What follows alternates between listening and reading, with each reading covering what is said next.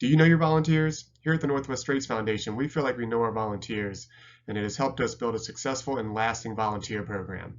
What makes it successful? Well, since 2014, fall of 2014 is when we started working with volunteers. And since then, we've logged over 7,600 volunteer hours, and that's considering the pandemic of 2020 and 2021, which severely limited our interaction with volunteers. That fall of 2014, we had 9 volunteers. 7 of those 9 are still volunteering with us today. So I'm going to talk to you today about what we feel is like the key to the success of our volunteer program. Step 1 is recruitment. You got to go out there in the community and find your volunteers. Are you looking for a specific skill set? Is it a specific age range that you're looking for? What is your demographic and how can they help you the most? We are fortunate in that all of our projects, we have a lot of partners on. So our partners, particularly the Marine Resources Committees, are really good at finding these volunteers for us. This is an example of an advertisement for the Sail Sea Stewards Monitoring Program developed by the Skagit Marine Resources Committee. So you got to get your advertisements out there through the community. Your advertisements should be fun and engaging. You should clearly define what your opportunities are, what the expectations are, and use your local networks, your local media, your local partners to help get the word out. Next up is training, okay? So now you got to train your volunteers. You recruited them, you found them, now you brought them in, now you got to teach them how to do the job. And the training is going to obviously change based on the job, but it's also going to change based on who you recruited. Who is your audience?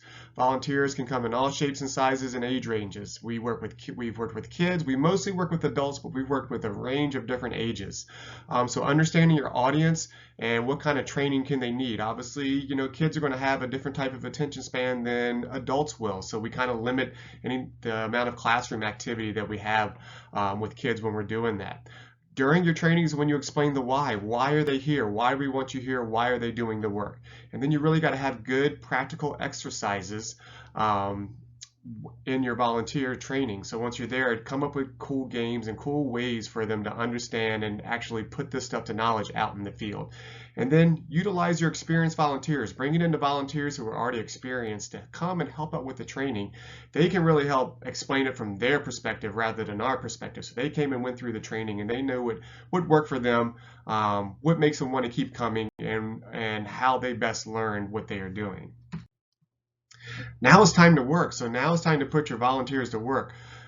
What I've learned through time is that volunteers really want to lead while they're out there. So whether it's you or whether it's a lead volunteer, you want somebody out there who is not scared to take the lead. So you need to clearly define what your jobs are if you can do it ahead of time. If you have some really clear defined roles before you get out in the field, it's helpful to define that before so people can sign up for what they want to do and help them find their role. Everybody doesn't like doing the same thing. Everybody's not going to excel in the same thing. I've had a couple volunteers in the past who came up to me and said, hey, I can't come out in the field and do this work, but I like data entry. God bless you. I will let you do data entry. So find out what they really want to do and how they can help you best. And it should be rewarding and fun. They're coming out here and they're doing this on their free time. So make it fun. Get to know them and have fun with your volunteers out in the field. Volunteer engagement. This is where we feel it really goes a long way to really help with volunteer intention. And it starts with really getting to know your volunteers. And volunteer engagement starts before, after, and during your volunteer activities. It really goes a long ways to have personal conversations with your volunteers, getting to know them, talking to them about their family, their past, what they're interested in.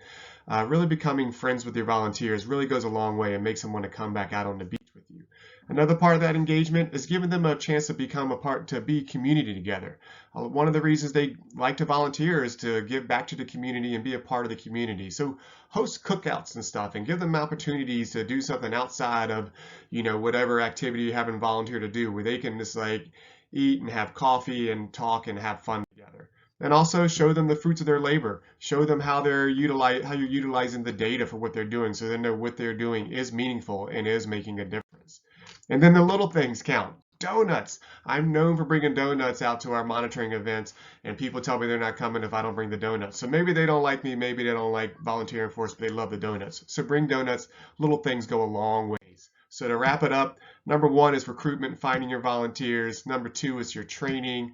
Number 3 is time to put them to work. Number 4 is your volunteer engagement. And number 5, don't forget your donuts. Thank you and have a good day.